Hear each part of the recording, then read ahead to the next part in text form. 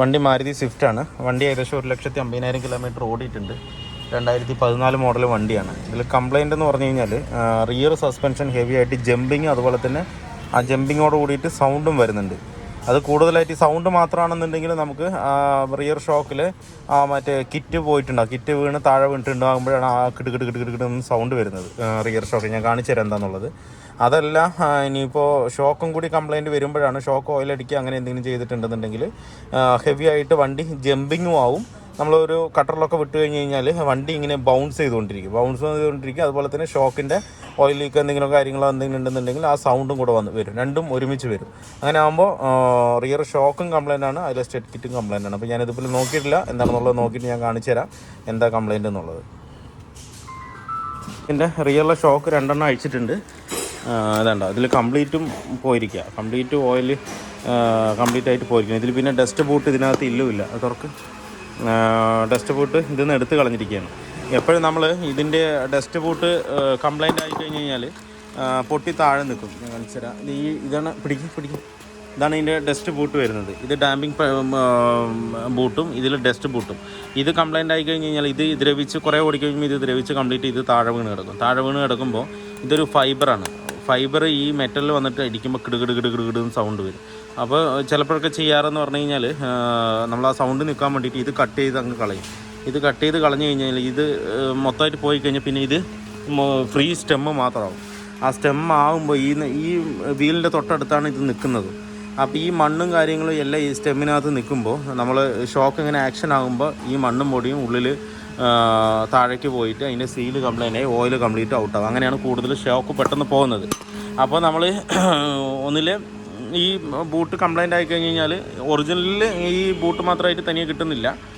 നമ്മൾ after market boot വാങ്ങിയിടുക. അല്ലാന്നുണ്ടെങ്കിൽ shock complete ആയിട്ട് മാറുക. ഷോക്ക് മാറുകയാണെന്നുണ്ടെങ്കിൽ ഏകദേശം ഒരു 1,770 രൂപ വരുന്നുണ്ട് MRP മാരുതിയുടെ. കണ്ടില്ലേ? അങ്ങനെ കംപ്ലീറ്റ് സെറ്റായിട്ട് മാറ്റി വിട്ട് കഴിഞ്ഞാൽ പിന്നെ ആ കംപ്ലൈൻറ്റ് ഉണ്ടാവില്ല. ഇത് ബൂട്ട് പോകുമ്പോഴാണ് കൂടുതലായും ഈ ഓയിലേക്ക് കംപ്ലൈൻറ്റ് വരുന്നത്. ഓയിൽ ലീക്ക് ഇല്ലെങ്കിൽ ആ ബൂട്ട് മാത്രമാണ് പൊട്ടിക്കിടക്കണമെന്നുണ്ടെങ്കിൽ വണ്ടി ബാക്ക് നമ്മൾ കട്ടറിലൊക്കെ പോകുമ്പോൾ കടകടാന്ന് ബാക്കിൽ നിന്ന് റിയർ സൗണ്ട് വരികയാണെന്നുണ്ടെങ്കിൽ ആ ബൂട്ട് പൊട്ടിക്കിടക്കും. എന്ത് കാരണമാണെന്നുണ്ടെങ്കിൽ ആ ഷോക്ക് മാറുന്നതായിരിക്കും ഏറ്റവും ബെറ്റർ. ഈ സൈഡിലും 2 സൈഡിലും ഷോക്കും കംപ്ലൈൻ്റ് ആണ്. ഒട്ടും തന്നെ ആക്ഷൻ ഇല്ല അതിനകത്ത്. നമ്മളത് സെറ്റ് ചെയ്തുകൊണ്ടിരിക്കുന്നുണ്ട്. ഒരു സൈഡ് നമ്മൾ മാറ്റി വെച്ചു, ഇനി അടുത്ത സൈഡ് ഇത് മാറ്റിക്കൊണ്ടിരിക്കുന്നുണ്ട്. അതിന് വേറെ പ്രത്യേകിച്ച് ഇതൊന്നുമില്ല. അടിയിലൊരു ബോൾട്ട് വരുന്നുണ്ട്, മുകളിലൊരു മൗണ്ടിങ് ബോൾട്ടും വരുന്നുണ്ട്. അത്ര തന്നെ.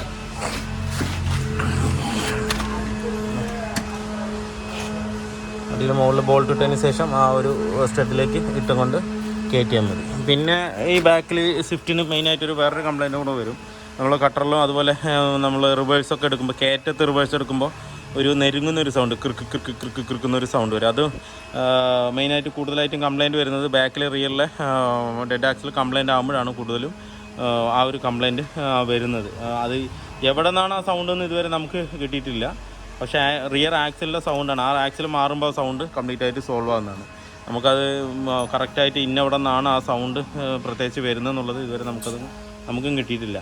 ഇങ്ങനെ ഒരു നെരുങ്ങുന്ന സൗണ്ട് വരുമ്പോൾ റിയർ ആക്സിൽ കംപ്ലീറ്റ് ആയിട്ട് അഴിച്ച് മാറ്റുകയാണ് ചെയ്യാറ്.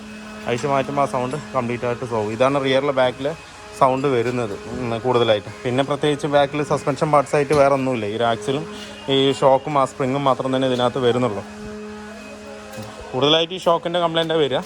പിന്നെ ഈ വണ്ടിക്കും ആ ഒരു നെരുങ്ങുന്ന സൗണ്ട് ഉണ്ട്, റിയർ ആക്സിലിൻ്റെ സൗണ്ട് ഉണ്ട്. അത് നേരത്തെ ഞാൻ കസ്റ്റമറുടെ അടുത്ത് ഇൻഫോം ചെയ്താണ് ഇതിൻ്റെ സൗണ്ടിൻ്റെ കാര്യം.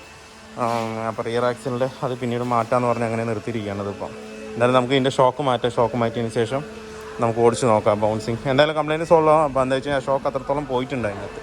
2 നമ്മൾ മാരുതിയുടെ OE പാർട്സ് തന്നെയാണ് ഇതിനകത്ത് കയറ്റുന്നത്. അപ്പോൾ നമ്മുടെ സ്വിഫ്റ്റിൻ്റെ വർക്ക് ഫുള്ളി കംപ്ലീറ്റ് ആയിട്ടുണ്ട്. ഇപ്പോൾ നമ്മൾ ചെയ്തത് റിയറിൽ ഷോക്ക് 2 മാറ്റി വിട്ടു. നേരത്തെ ഓടിക്കുമ്പോൾ ഹെവി ആയിട്ട് നോയ്സ് ബാക്കിൽ നിന്ന് കടകടകടകടാന്ന് സൗണ്ട് വന്നുകൊണ്ടിരിക്കുകയാണ്. അതുമാത്രമല്ല, നമ്മൾ ചെറിയൊരു ഹമ്പൊക്കെ ചാടുമ്പോൾ ബൗൺസ് ചെയ്യാണ് വണ്ടി. കിടന്നിട്ട് മുകളിലേക്കും താഴത്തേക്കും ഇങ്ങനെ ജമ്പ് ചെയ്തുകൊണ്ടിരിക്കുകയാണ് വണ്ടി മൊത്തത്തിൽ. അങ്ങനെ വരുമ്പോൾ റിയറിലെ ഷോക്കാണ് കൂടുതലായിട്ടും കംപ്ലൈൻറ്റ് വരുന്നത്. സൗണ്ട് മാത്രമൊക്കെ ആണെന്നുണ്ടെങ്കിൽ റിയറിലെ ഞാൻ നേരത്തെ പറഞ്ഞ മാതിരി അതിൻ്റെ ഷോക്കിൻ്റെ കിറ്റുകളൊക്കെ കംപ്ലൈൻറ്റ് ആകുമ്പോഴാണ് അങ്ങനെയുള്ള കംപ്ലൈൻറ്റുകൾ വരുന്നത്. അപ്പോൾ ഇത് ബൗൺസ് ചെയ്യുമ്പോൾ റിയറിലെ സ്പ്രിങ് ആക്ഷൻ കൂടുകയാണ്. ഇത് റിയറിലെ ഷോക്കും അതുപോലെ ഫ്രണ്ടിലാണെന്നുണ്ടെങ്കിൽ ഏതൊരു വണ്ടിക്കാണെന്നുണ്ടെങ്കിലും ഷോക്ക് കൊടുക്കുന്നത് വണ്ടിയുടെ ലോഡ് ഒട്ടും തന്നെ ഷോക്ക് എടുക്കില്ല. ഈ ഷോക്കിൻ്റെ പ്രവർത്തനം എന്താ പറഞ്ഞാൽ ഈ സ്പ്രിങ്ങിൻ്റെ ആക്ഷൻ, സ്പ്രിങ്ങിൻ്റെ ജമ്പിങ് കുറയ്ക്കുക എന്ന് മാത്രമേ ഈ ഷോക്കിൻ്റെ ഉപയോഗമുള്ളൂ. എന്ന് വെച്ച് കഴിഞ്ഞാൽ നമ്മളൊരു സ്പ്രിങ് അമർത്തി അങ്ങ് വിട്ട് കഴിഞ്ഞാൽ അതിങ്ങനെ ചാടി ചാടി ചാടി ചാടി കളിച്ചുകൊണ്ടിരിക്കും. അപ്പോൾ അത് ആ ചാടി കളിക്കുന്നത് കുറയ്ക്കുക എന്നുള്ളതാണ് ഈ ഷോക്കിൻ്റെ വർക്കിംഗ് എന്ന് പറയുന്നത്. അതിൻ്റെ നമ്മൾ ഈ സ്പ്രിങ് ജമ്പ് ചെയ്തിരിക്കുമ്പോൾ അതിൻ്റെ ഇടയിൽ ഒരു ടെൻഷൻ വന്നു കഴിഞ്ഞ് കഴിഞ്ഞാൽ ആ സ്പ്രിങ്ങിൻ്റെ ആക്ഷൻ ഒറ്റ ആക്ഷനോട് കൂടിയിട്ട് അവിടെ തന്നെ നിൽക്കും. അല്ലാത്ത പക്ഷം ചാടിക്കൊണ്ടിരിക്കും. അതാണ് ഷോക്കിൻ്റെ വർക്കിംഗ്. അല്ലാതെ വണ്ടിയുടെ ലോഡോ ഇല്ലാന്നുണ്ടെങ്കിൽ ഒരു ലോഡും ഈ ഷോക്ക് എടുക്കില്ല. അത് ഫ്രണ്ടിലാണെങ്കിൽ ശരി, ബാക്കിലാണെങ്കിൽ ശരി. ഇപ്പോൾ ഇതിൻ്റെ വർക്ക് ഫുള്ളി കംപ്ലീറ്റ് ആയിട്ട്, നേരത്തെ കംപ്ലൈൻറ്റുകൾ കംപ്ലീറ്റ് ആയിട്ട് സോൾവ് ആയിട്ടുണ്ട്. ഇപ്പോൾ വണ്ടി ബാക്കിലാണെന്നുണ്ടെങ്കിൽ സൗണ്ട് ഒച്ചപ്പെടാനൊന്നുമില്ല. പിന്നെ ഞാൻ ആക്സിലിൻ്റെ ഒരു നെരുങ്ങുന്ന സൗണ്ടില്ല, ആ ഒരു ചെറിയൊരു സൗണ്ട് ഇതിനകത്തുണ്ട്. അത് ആക്സിലിൻ്റെ ആണ് സൗണ്ട് വരുന്നത്. പക്ഷേ ആക്സിലിൻ്റെ എവിടെ നിന്നാണെന്ന് ചോദിച്ചു കഴിഞ്ഞാൽ കറക്റ്റായിട്ട് നമുക്ക് കണ്ടുപിടിച്ചിട്ടില്ല. അത് എവിടെ നിന്നാണെന്നുള്ള കാര്യം അറിയില്ല. അത് നോക്കിയിട്ട് അത് നമുക്കങ്ങനെ പ്രത്യേകിച്ച് ഒരു സൗണ്ട് ഇന്ന ഭാഗത്തു നിന്നാണെന്ന് പറയാനും പറ്റുന്നില്ല. അത് ആക്സിൽ മാറിക്കഴിഞ്ഞ് കഴിഞ്ഞാൽ ആ നെരുങ്ങുന്ന സൗണ്ട് ഫുള്ളായിട്ട് സോൾവ് ആകുന്നുണ്ട്.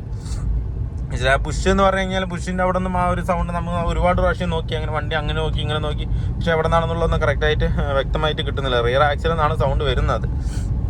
അപ്പോൾ ആ വർക്ക് പെൻഡിങ് ഉണ്ട്. അത് കസ്റ്റമർ പിന്നെ ചെയ്യാമെന്ന് പറഞ്ഞു. അപ്പോൾ നമ്മളിപ്പോൾ ചെയ്ത വർക്ക് റിയറിലെ ഷോക്ക് മാത്രം കംപ്ലീറ്റ് 2 സെറ്റും MGP വാങ്ങി സെറ്റ് ചെയ്തിട്ടുണ്ട്. വണ്ടി ഓക്കെയാണ്.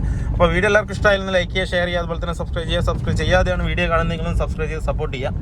അപ്പോൾ മറ്റൊരു വീഡിയോയിലേക്ക് കാണുന്നവരെ എല്ലാവർക്കും ബൈ.